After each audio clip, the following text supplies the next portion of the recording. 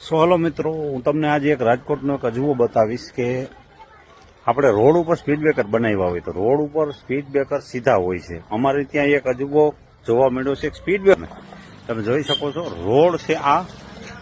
અહીંયા રોડ ઉપરથી speed breaker હટીને વિકાસ કરવા માંડી ગયું, આમ સાઈડમાં આવી ગયું. આ સ્પીડ બ્રેકર ખરેખર આમ સીધું હોવું જોઈએ. એની જગ્યાએ આ સ્પીડ બ્રેકર સીધા રોડની જગ્યાએ મૂકી અને આ સ્પીડ બ્રેકર આડું થઈ ગયું, આ વિકાસ કરી ગયું.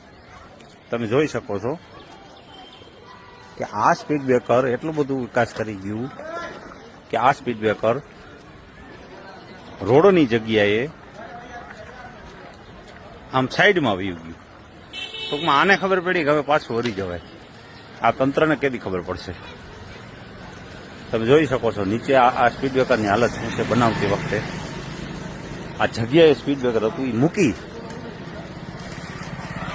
અને આ સ્પીડ બ્રેકર રોડે ચડી ગયું, સાઈડમાં વયું ગયું, આઘું વયું ગયું. ખબર પડી ગઈ કે આ વિકાસ ગોટાળે ચડી ગયો છે. તમે જોઈ શકો છો આ એરિયાની હાલત. સારો એવો રોડ છે, 2 વર્ષમાં ગાબડા પડી જાય એવો છે ને.